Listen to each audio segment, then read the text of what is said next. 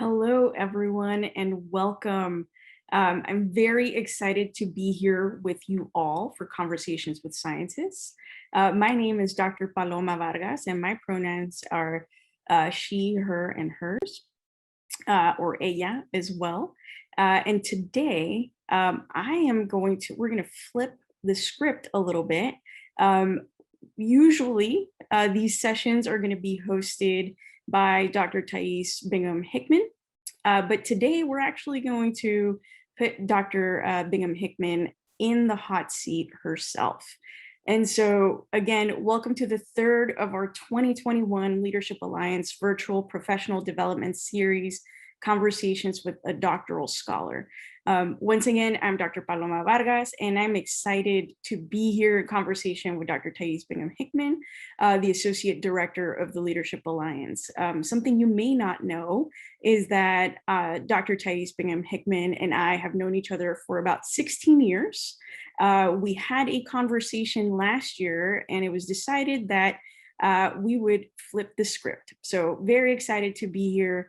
My current role is that I serve as a faculty member and director of our Hispanic Serving Institute initiatives at a small private liberal arts college in California.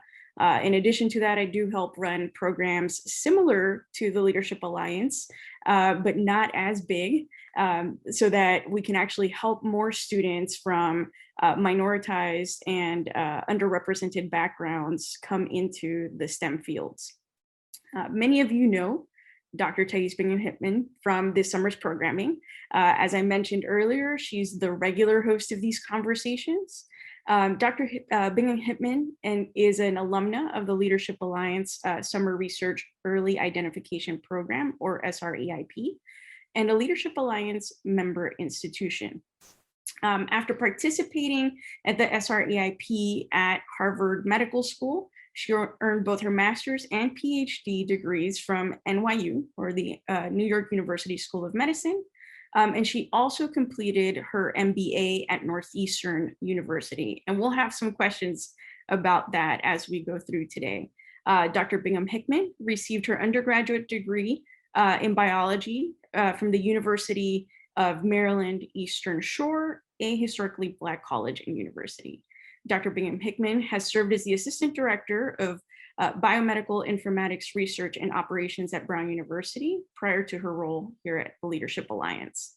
And before coming to Brown, Dr. Bingham-Hickman worked in private industry at Beacon Health Options as the Vice President of Data Analytics. An active scholar, Dr. Bingham-Hickman is a member of the American Society of Pharmacology and Experimental Therapeutics and a published author in her field. Dr. Bingham-Hickman, welcome. Thank you, Paloma, or Dr. Vargas. But yes, as Dr. Vargas, Paloma mentioned, we have known each other for quite some time. We actually attended graduate school together at NYU. And so I always say, you never know who you're going to meet or, who you're going to make connections with. So be nice to people and always keep those lines of communication open, because you never know when you're going to need someone to help you. And that could be someone who is a peer, for instance, Dr. Vargas here, or someone, your PI or your mentor. But it could be a peer that you call on later on down the road when you're looking for a job. So this is the perfect opportunity as part of the summer program to continue to connect with people and meet people and make sure you keep those lines of communication open. But yes, so as Dr. Vargas mentioned, I attended the University of Maryland Eastern Shore, which is an HBCU. I actually applied to probably 20 or 30 schools, most of them in the New England area, because I am from Massachusetts. I'm a Massachusetts native, and applied to all the top schools in the Boston area, BC, Northeastern, BU, got into all of them. And then I decided I would also apply to some HBCUs. So I applied to Howard, I applied to the University of Maryland Eastern Shore, and a few schools down in Atlanta, and went on a tour with my father one summer and decided I did not want to go to Howard because it was just it was too much hustle and bustle for me at that point. It was overwhelming. So then I toured the University of Maryland Eastern Shore. It's a beautiful campus. It's in a very rural area of Maryland, which is the complete opposite of where I'm from, by the way. And I just fell in love with the campus. I actually met someone who ran the MARC program, the MARC U-Star program at the University of Maryland Eastern Shore, and talked with her for quite a bit on my tour. And one thing led to another, and they ended up offering me basically a full scholarship admission by way of the honors program. And then I also ended up applying to it's called the LS-AMP program, Lewis Stokes Minority Participation Program. So I ended up applying to that and got in. And, as I mentioned, I got into a bunch of schools, but my family I didn't come from a lot of money. And so I decided, okay, I have this full scholarship. I'm going to take advantage of this. And so I went there and had a great time, met great friends. And as part of those programs that I participated in, the MARC U-Star program started coming into, by way of information and connections, came into all of these other opportunities. So summer research experiences, and I'd never done one, never worked in a lab. I was a biology major, but I wasn't quite sure that I wanted to, pursue a PhD at that point as a freshman. So I decided, I'm going to apply for all these programs and see if I like it. And so I ended up applying for a research program at NYU. I also did other programs throughout my time at University of Maryland Eastern Shore. So I did an internship at the VA hospital in Baltimore one summer, and some other opportunities. But it was really my time at NYU, my research experience, my summer research experience, that really opened up my eyes to what was possible in terms of pursuing a PhD. And also, I just kind of fell in love with New York City. And also the dean was just Joel Oppenheim, if you happen to know him. He was just a strong advocate, mentor, and just a great person. And it really came through. And, I visited some other schools as I started becoming interested in pursuing a PhD in some other Ivy League schools. But I just felt like at home at NYU. And so that's where I ended up applying and, went on to pursue my PhD there in pharmacology. So that's kind of how I ended up at NYU. And as Paloma mentioned, that's where we met. We were both in the graduate program there together. And we also have some other friends that we're still in contact with who also obtained their PhDs there. So so that's kind of the backstory in terms of academia. Thank you for sharing that. You mentioned making that decision of pursuing graduate education. How did that decision come about? You mentioned summer research program. Was it that moment that you were kind of more excited about going into graduate school, or was there some sort of pivotal moment, if any, that you could share with us of where that light bulb just went off and you said, well, this is kind of where I want to head or what I want to do? Yeah, I think it was a combination of like the sense of community, because I was in the honors program. It was a small group of individuals, as an undergraduate in the STEM discipline. And also in those other programs, the MARC U-Star program that I mentioned. And we really had like a good cohort of friends and folks that were really interested and passionate about either pursuing a PhD or MD PhD. And so like, as I got to know them and, we became friends, and also by way of all these other opportunities that opened up, as an example, like Abercrombs, we attended together as a group and presented our research. And then I realized, wow, there's a whole community of minority scholars out here. that I really didn't know anything about until I started attending those large research conferences. And there were, recruiting booths there. And so I would visit and I would talk, to the folks there at the booths. And I really started, it really opened my eyes to see that there were so many opportunities out there that I really knew nothing about. And so I just became excited about it. And then, as I mentioned, as I started doing those summer research experiences and realized that I liked it and I had a passion for it, that's kind of how I got started. That's great. And I definitely share a similar story with you there of having those experiences. I mean, for you, the MARC program, and for students out there that are not familiar with the MARC program, it's maximizing access to research careers, or the LSAMP program, which you mentioned, the Lewis-Stokes Alliance, the SR-EIP. You were in so many of these programs. And, I think when I think about it and we have conversations like this, many of us realize that we were in so many programs that were either very similar or the same program at different institutions, and had absolutely no idea until we start talking, right? And having those experiences of going to conferences. Yeah, absolutely. And I was also a McNair scholar. I think what happened was I started realizing all these opportunities existed, and I literally just started applying to all of them. Like, I was like, okay, I'm going to apply to become a GEM fellow. I'm going to apply to this. I'm going to apply to that. And at some point I'll get one, so that's really I feel like that's kind of what I do. I find the opportunities, I seek them out, and then I go for it. And sometimes you don't get those opportunities, and sometimes you do. And I think if you're passionate enough and you have the will, and you put in the work, eventually one of those opportunities will come to fruition. So that's kind of what I did. Yeah, that's such a great thing to bring up for our students specifically, of saying, try different things out and try different programs out and apply for things. I think one of the things that I try to convince my students to do all the time is to apply for different opportunities, that is eventually you may not get one opportunity, but you may get another one. And that might be the one that kind of changes the way that you're doing science or the way that you're approaching your education.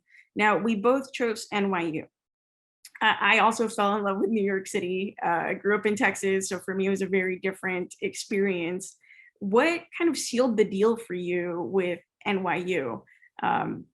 What was it about NYU specifically that you were super excited about? I think it goes back to my experience, my summer research experience as an undergraduate student. It really does, because I had such a good time there. I felt like I was part of a family while I was there, and you go to these schools and they're huge schools, and you're dropped into Manhattan, which is, you're, a blip on the radar. But I felt like there was a strong sense of community there, even though I was in this huge city away from home, in a city I've never been in before, but we had all these amazing experiences together. There were great graduate student mentors there, like Eddie, who we frequently call on for, opportunities that come up within the Leadership Alliance, who is also a participant in the summer research early identification program. So I just felt like there was a connection there. I did apply to other schools. I applied to Yale, I applied to Columbia, all the big names, and I got into all of them. But I chose NYU because I felt like I had, there was a sense of community, and I really had a great time there. I felt like I worked hard, and I was able to come away with a great poster, but I also met some good friends there who I still actually talk to today. And I think that's really what it boiled down to for me. There are great schools everywhere.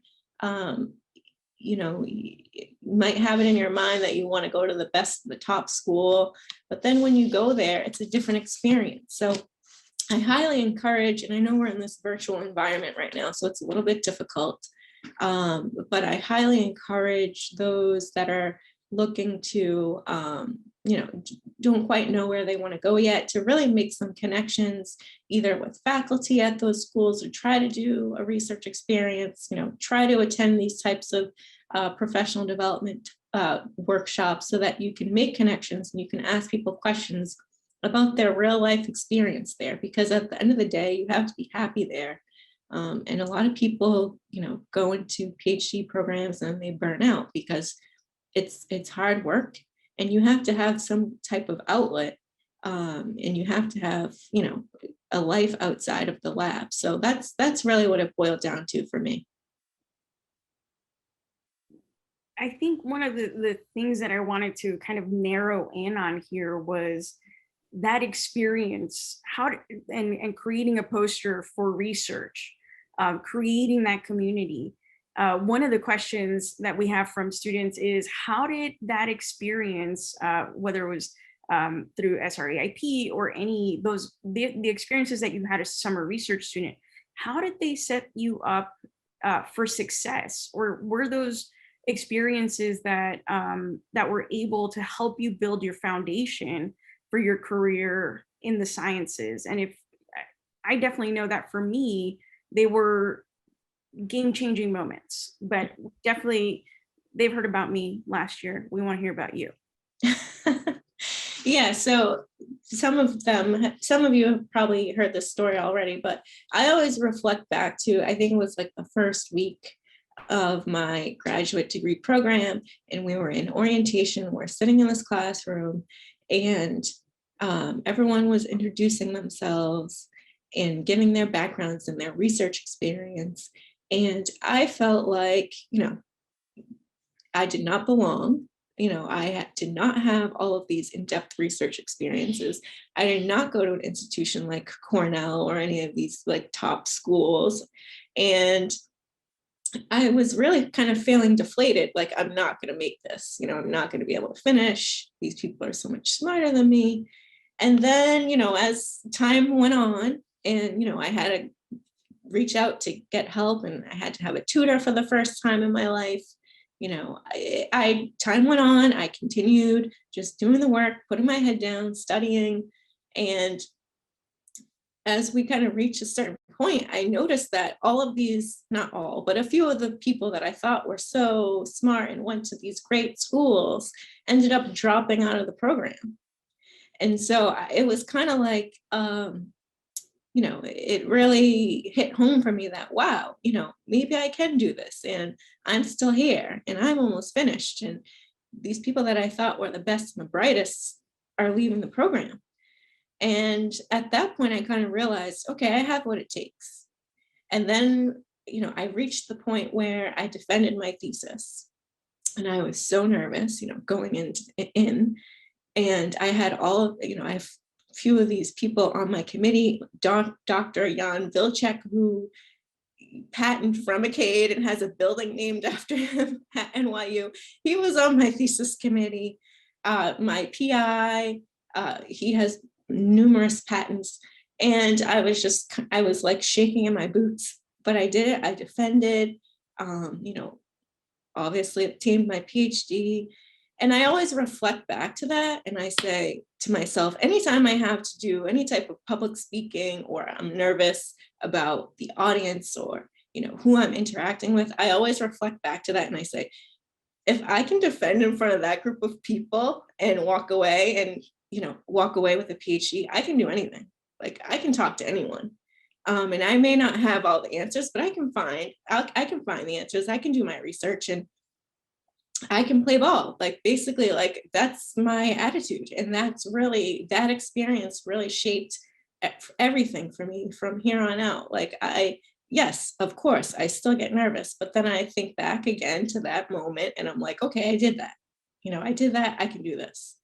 So that's really kind of like how I live my life, really. Everyone has fear, and but you kind of have to just continue to seek out those opportunities. You won't get a yes to every single thing that you do, but as long as you have the willpower and you can do the work, you can do it. So you just mentioned something that I never knew, first off, about you and how you were feeling in that class.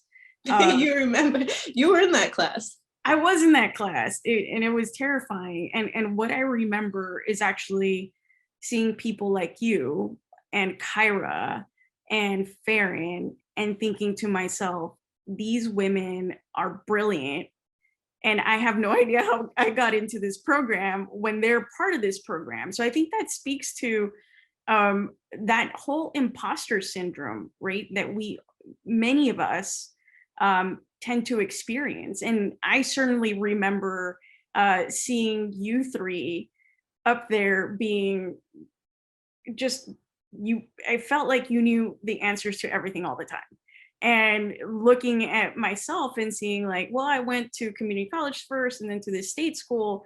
And these three are like geniuses. Like they're just so freaking smart. They're so amazing.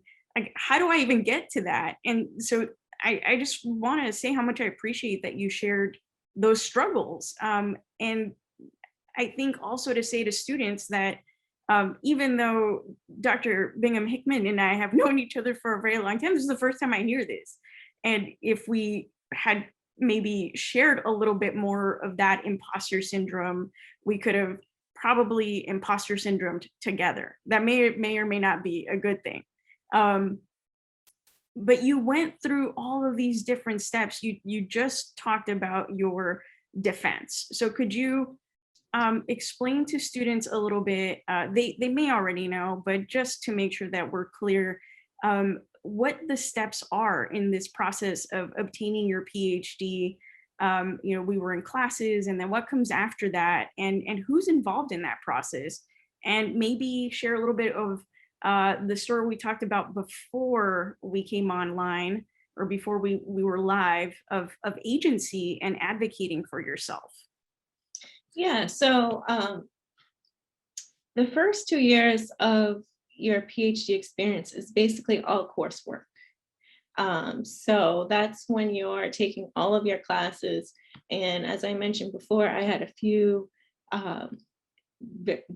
I consider them to be difficult classes, cell biology and genetics, that really, for me, I needed to spend a lot of time studying, and I needed a tutor for. So that's what happens during the first 2 years. And I know there were some questions about why did I obtain a master's and a PhD? It really depends on your program. So at NYU, you were able to actually get a master's as part of the PhD program. So you needed to complete all of your coursework and then do a certain amount, I think it was a certain amount of hours in research, and you are eligible for a master's. So again, that's the type of thing, seeking out the opportunity. Not everyone knows about that. So it was kind of like me doing the research and putting in the work to make it happen. So I'm able to say, yes, I have a master's, but really it was the same exact process as obtaining a PhD, except, I didn't have to do research in a lab. And I didn't have to defend for my thesis, obviously, but I was able to complete all of those courses as part of the master's program and obtain a master's while I was there. So I took that opportunity. So then the next 2 years is basically when you select your lab. So you do some rotations. You kind of need to narrow down the type of research that you want to do and the PIs that you're interested in working with, and you do rotations, and then you pick a lab, and that's really your home for the next however long it takes you to finish your PhD. And so you have a plan, you have a hypothesis, you have a formal research proposal for what you want to achieve during your time there. And then you basically have to execute against that. So you need to do X number of experiments, you need to attend journal club, you need to, but really it's like a job, because you're there it's not a 9 to 5. That's the other thing. You're there when the experiments need to be run.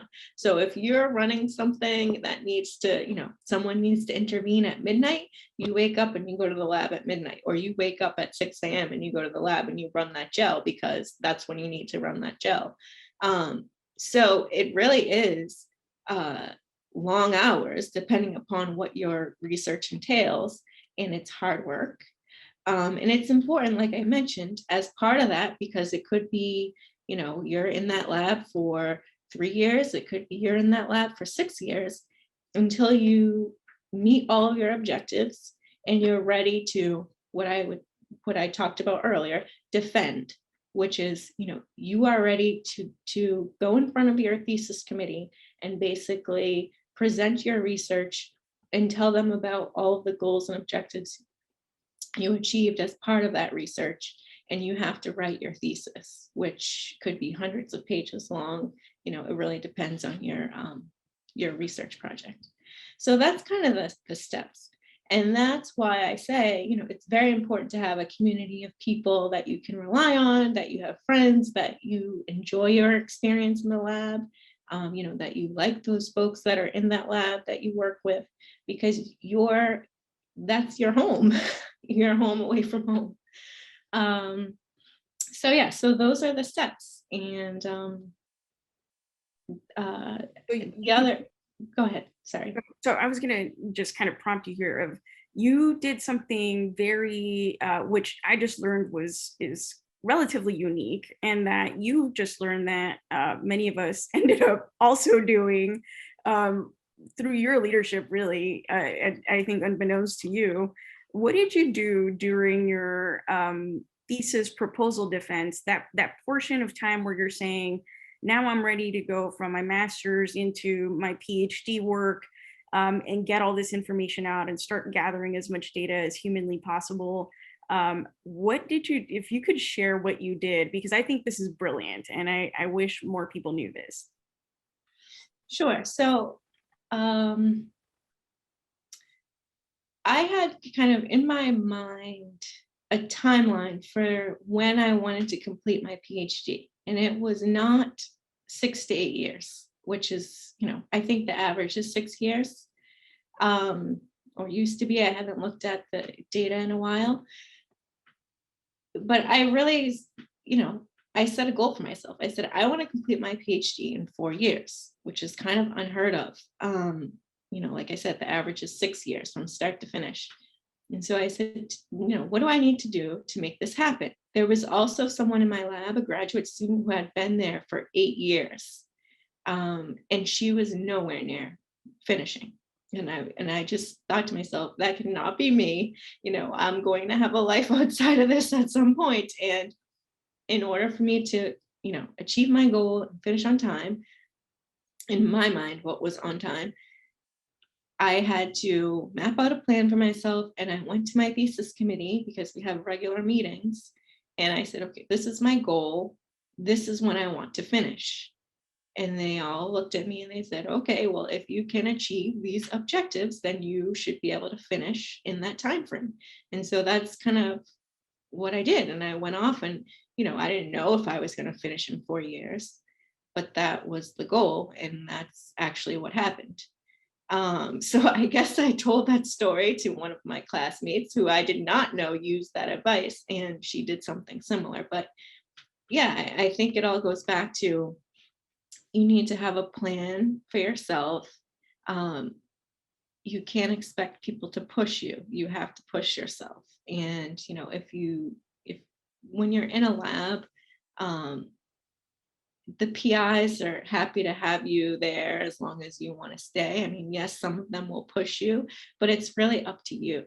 It's you have to take your control of your situation. So if there's a certain time frame, or there are certain things that you want to achieve in that lab, there are X number of publications that you want to publish before you leave, those are all things you kind of need to map out for yourself.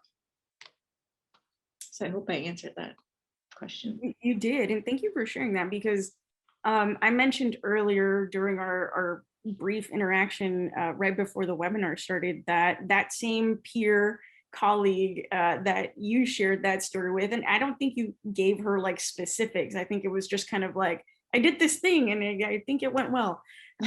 She then shared that with me. And so you set this precedent, I think, for many of us of graduating in that 4 to 5 year range. I think we all kind of finished around the same-ish time because we knew we wanted to do other things. You've gone on to do a lot of different things. And so the bulk of the questions that we received from students were, how did you go from one place to the other? So you were in academia finishing your dissertation, and I remember you talking very specifically that you wanted to go into industry.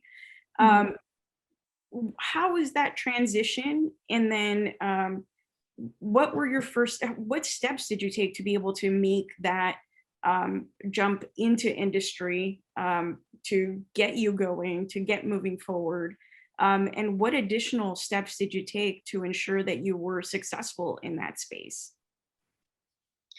Yeah, so when I finished my PhD, I knew that I did not want to stay in the lab forever, that I didn't want to do research forever. I would try it to see how it went, post graduation, and then make a transition into the private sector. So, but in order to do that, I mean, obviously all of my training was in the lab. So I kind of needed a stepping stone. So most people go on to do postdocs after they finish a PhD. And so again, this goes back to building those connections. I reached out to my PI, said, I'm interested in doing a postdoc. I'm from Massachusetts. I want to do a postdoc at Harvard because that's the best, top school. Do you know anyone? Do you have any connections, PIs that are looking for postdocs? And he did. And he recommended someone. And I reached out to that person. And I ended up, applying and, receiving funding. And I went to go work in his lab. So I did a postdoc at Harvard Medical School after I graduated from NYU. Most people do postdocs for between 2 and 4 years. I did a postdoc for a year, which again, unheard of, because you can't really get out of a postdoc. Once you're funded, there are strict rules. If you're funded by like the NIH or one of those, government funding agencies, there are rules and guidelines around when you can leave, because they usually have a set appointment. So I think mine was for 2 years. I don't really remember. But there was, again, doing my research. I'm like, okay, I did this. I made a decision. I want to go into the private sector. What do I have to do to transition out of research and into the private sector? Started doing my research. There was like a loophole that I read about that said, if you go into the private sector and you stay within your field or something, I don't remember the exact language, you don't have to pay the money back, because if you leave a postdoc, sometimes you have to pay the money back if you leave early. So there was like some loophole that I found and was able to move out of the postdoc and into the private sector early, or, outside of my appointment. And so I started applying to all of these positions. Literally, I think I applied to 100 different jobs because, again, I didn't have the experience in the private sector. My background was in research. My background was in academia. So it was very hard to kind of make that transition. And then I just came upon this opportunity where they needed someone with a background in pharmacology. There was a pharmacy analytics position. It was a manager position. I'd never managed anyone. So anyway, I made that transition. I ended up getting the opportunity. And once I was there, moved, got promoted up the chain. We started as a small company, and through acquisition and Obamacare, because it was a healthcare company, grew organically because of all of the exchanges that came online, and but was promoted to vice president of analytics. And that's when I left Beacon Health Options, that's where I was. So sorry, that was a long-winded answer, No. but I think again, it's just going back to seeking out the opportunities and doing your homework, finding the opportunities, and then going for that. That's how I've always kind of made it happen. And so one of the things that keeps standing out, I think, from your answers to me is that you do the research and then you go and you figure out what are the things that I need to be able to be successful in this space. And I think as students, maybe who, for students that may be the first in their families to go to college, or maybe they're first in their families to go to grad school, or just may not know, right? They could be like the 10th generation and nobody told them, right? Is looking at what these experiences are and what are the things that you're actually going to need. And there's never like a list that anybody lays out for you and says, these are the things that are going to help you be successful in this space. So I really appreciate you sharing that you went out and you've, for each of your positions, you've done the research, you've looked at the information. And I think that sort of humanizes us and says, we don't have all the answers from the get-go. It's how do we find them? What do we do? How do we move forward? And so you got your MBA, you're at this really awesome company, you're the VP, which when I heard this, we were maybe like 3 years out of grad school and I was like, man, I need to make better life decisions. Taiese is a VP. I'm doing other stuff. I'm a postdoc. I'm making $0. And I think that was a brilliant move, right? If you stay within your area, you don't have to pay the money back. So students, make note of that, write that down immediately. Not that I don't know if the rules have changed since then, but yeah, at the very least, write down that you need to go look just in case you want an alternative option, right? So, and an option for you to be able to, if you decide you're doing a postdoc and you're like, this is not something I want to be doing long term, or something that I like, really, to be honest. Sometimes, like, I definitely had times when I was like in my postdoc and I was like, why am I doing this? And I did a 3-year one. It was 2 years too long.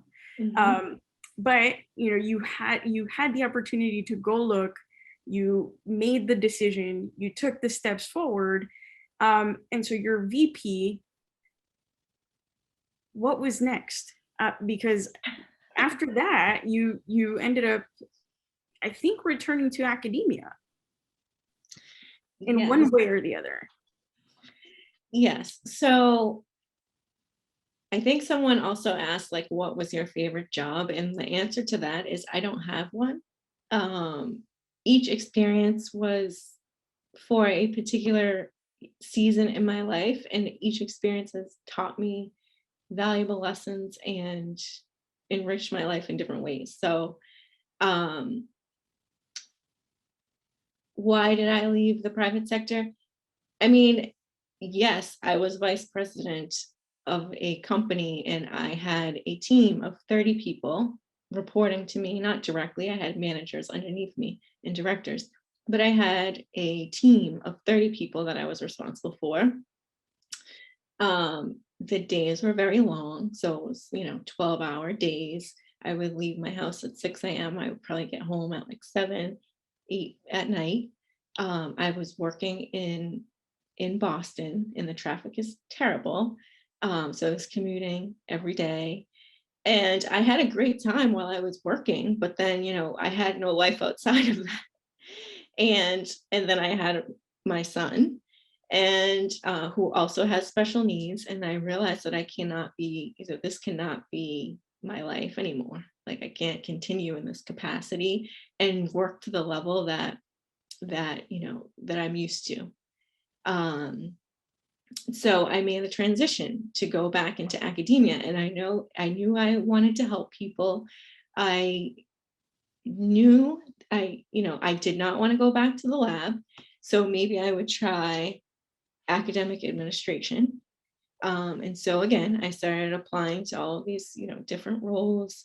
And I ended up, again, transitioning from kind of making a transition similar to when I was in, when I was postdoc. So now I'm VP of analytics. So now I have an experience in business intelligence, analytics, computer science, and I'm managing a team of database developers and architects and analysts. And so I had that experience, but I want to go back to academia. So I started looking for positions in analytics, and I came upon this opportunity at Brown to as the assistant director for biomedical informatics. So it's like, okay, this is the best of both worlds. This is what I've been doing. It's in academia, it's at a great school. And so I transitioned. And then I realized, I'm like, oh, Dr. Gee's still here because she's at Brown and she's with the Leadership Alliance. And so I reached out to her when I first joined Brown just to say hello. And then this opportunity came up as the associate director, and again, went for it. Always, I wanted to now give back to my community, the community that has shown me so many opportunities, and I've created such great relationships, and decided that I wanted to do the same for the next generation of scholars. So that's kind of how I ended up here, full circle. I think it's kind of telling that there are so many of us that have gone through this program who end up wanting to serve others. What's your perspective on this? And this is something that's not in the question, so I'm just throwing it out there at you, of what is it about the Leadership Alliance and the SR-EIP that really kind of recruited you back into this space to give back to folks in a different way? Because I think within industry and within the corporate sector, there is giving. It's a different type of giving, but what about specifically about the Leadership Alliance brought you back to give in this particular space? Because I always joke, like, anything the Leadership Alliance asks me to do, I'll do it. But what is your perspective on this? What is it about this space that makes it so, I think, easy to come back and give back? Yeah, I think it's back, right back to that story that I told about NYU as an undergraduate doing that summer research experience. I feel a sense of community. And that's so important, especially for underrepresented groups who are looking to achieve greatness at this level, to have those types of role models and those resources and those connections. I just find it so important. And, I think I kind of stumbled upon some of these opportunities, and I wish someone would have shown me the way and made it a little bit easier for me. And so that's really the goal for the Leadership Alliance, is to create these opportunities and these experiences for students, to let them know that this network is here, and that will always be here. Like, you can always come back, just like you've come back. And so many other doctoral scholars who just volunteer their time, and they're so amazing. They're doing such amazing work, and they still come back. So I think that's really, really what pulled me in, is a sense of wanting to give back to this community, and also to continue to build this network of amazing scholars. Thank you for that. Yeah, I agree with you completely, of, the sense of community. And we hope, I hope, and I know that the Leadership Alliance also hopes, that you as students who are in this space are also able to build that community, and start moving forward. And perhaps, at a later time, you're able to also give back. So there's a saying that's like, lift as you climb. And I think the Leadership Alliance has done that for so many of us, that we want to continue to give back. Now I'm going to start asking you some really hard questions. Those were the easy ones. Are you ready for the hard ones? Sure. All right. So how do you manage your work-life balance? I'm always asking other people that question, so I might not be the best person to ask. Um, but I think it's very important just to build in time for self-care and for your mental well-being. Um, it's just so important, especially now that we're in this virtual space and connections are so much harder to kind of build. Um, just to carve out some time for yourself, because you can get burnt out really easily. Like I told that story about, yes, I was VP of analytics, and maybe Paloma from an outsider looking in, you're like, wow, she's doing all these amazing things. And it was great and it was a great experience. But I was burnt out, literally slept with my phone. I think I was answering emails on my honeymoon. My husband probably almost divorced me a few times from the amount of work that I was putting in and not really paying attention to anything else. Um, so I would really, strongly encourage, if you can carve out that time for yourself, even if it's just like walking your dog for 15 minutes of the day, or doing yoga, or whatever it is that you like to do, cooking or painting or whatever stimulates you, just to kind of get yourself out of that, work mindset for a little bit, I think is healthy. Um, if you're asking how I juggle it all, I'm still not quite sure. So I don't have a great answer for that, but definitely invest in in yourself and carve out some time for your mental health. That's important. Self-care is such an important thing. Just I think in general, we've realized that more and more throughout the pandemic. One of the things I personally wanted to ask you was, um, now that you mentioned your son, your parent, Mhm. what do you hope to see for the future of science and for the future of our students as they go through this science process? There was a couple of questions here about advocacy and recruiting more of us that are from minoritized backgrounds into the sciences and dealing with equity issues. So what do you hope to see for the future as your children go and grow up, whether they go into art or they go into science, whatever it is, what do you hope to see for the future in STEM or STEAM? Yeah, I mean, I would hope for more equity.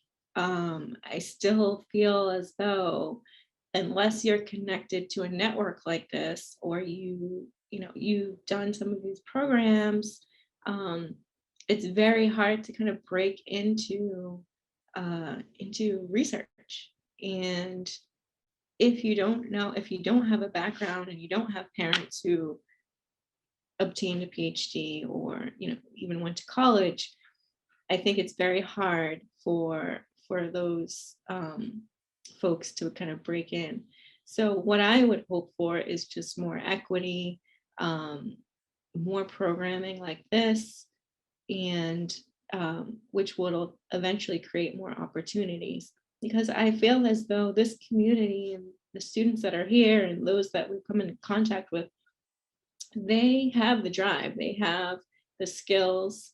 Um, the academics are there for the most part. And so it's really about the opportunities. Do they know how to tap into these types of networks? Do they know about these opportunities? I think it's incumbent upon us who've gone through this process, and I know, Paloma, you're involved with some of these programs as well, is to create those opportunities and to make sure that they're socialized and they're communicated.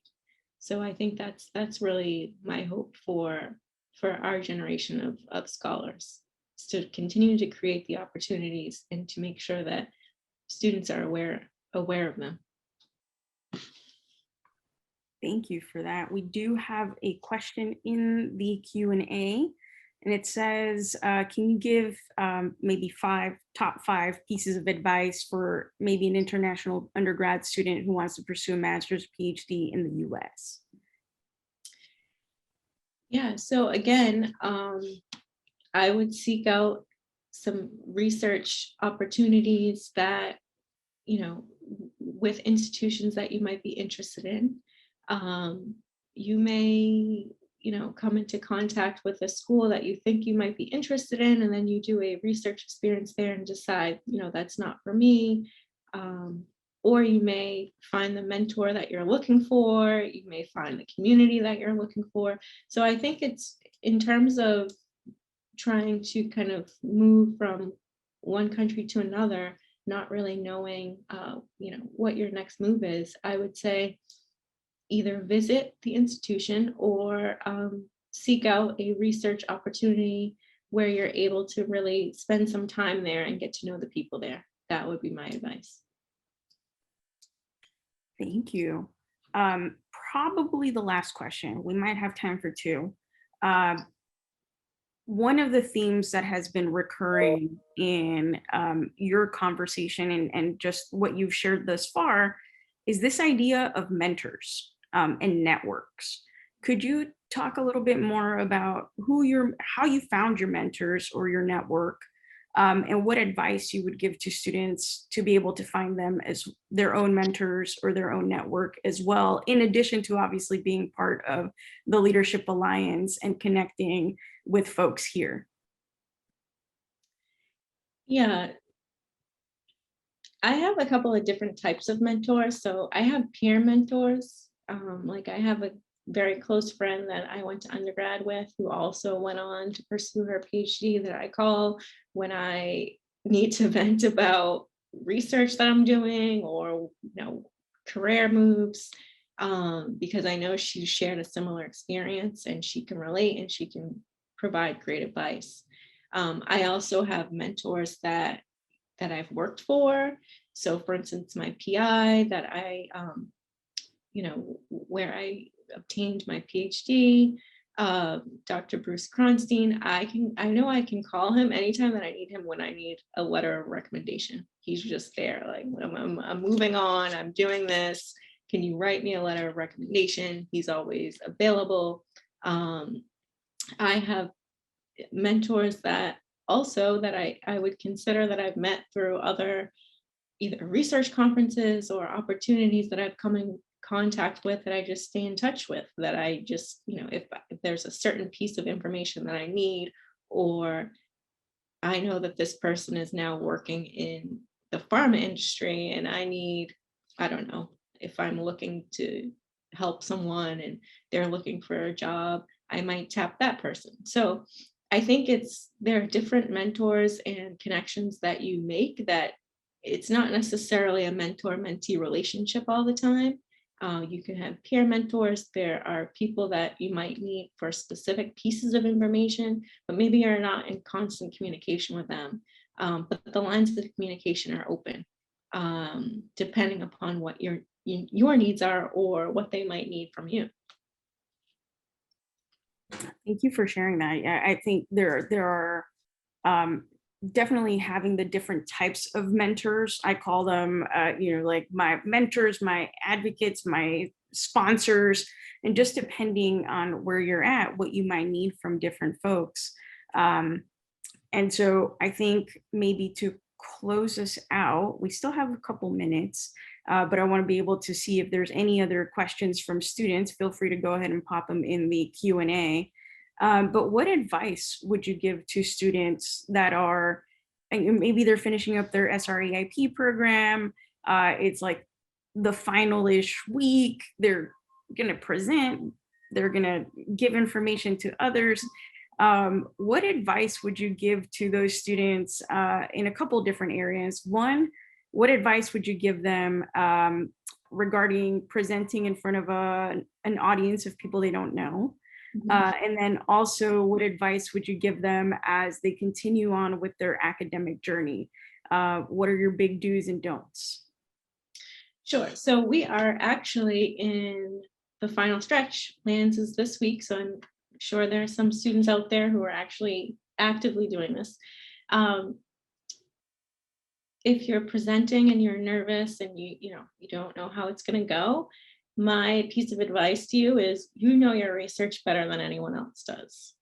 So it maybe not more than your PI, but actually maybe more than your PI, because you're the one doing the experiments, you're the one doing the research, you're the one that put the poster together. So I'm pretty sure you're probably the expert. You are the subject matter expert on the topic. So that would be my advice to you. You know your research better than anyone else, and so you should be confident and feel confident in that.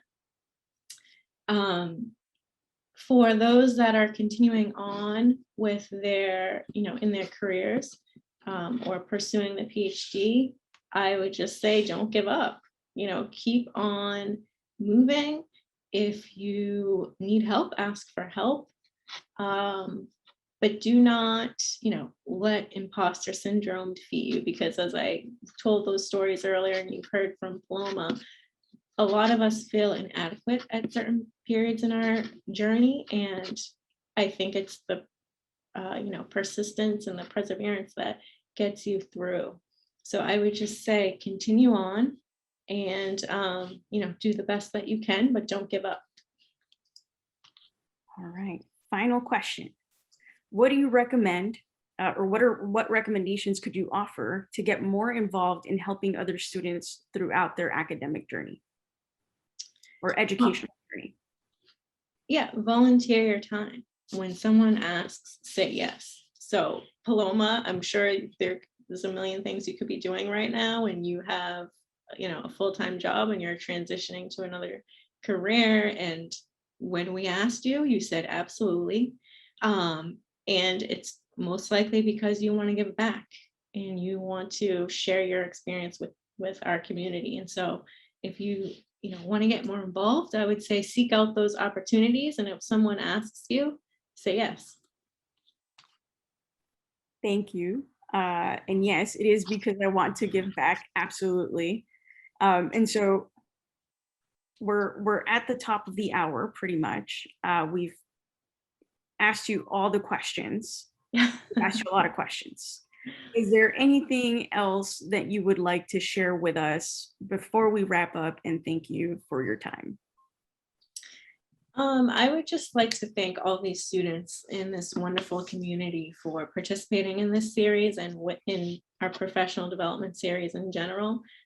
This is a voluntary activity. We put together this workshop series hoping that students and others would attend, and we're so glad that you did, and we hope that you gained some valuable information and can then apply that to whatever your next move is, whether it's applying to graduate school or transitioning into your career. We hope that we're able to provide you with that information that you're looking for. And we will continue to offer these types of opportunities and workshops. And we hope that you will, as we have said several times, continue to be a part of this amazing community. And, if you're in a position to give back at some point, we'll do that as well. So thank you so much. This is the last conversation with a doctoral scholar. And, we really appreciate you and your time. So that's what I'd like to say. Thank you. Well, thank you for agreeing to be in the hot seat today.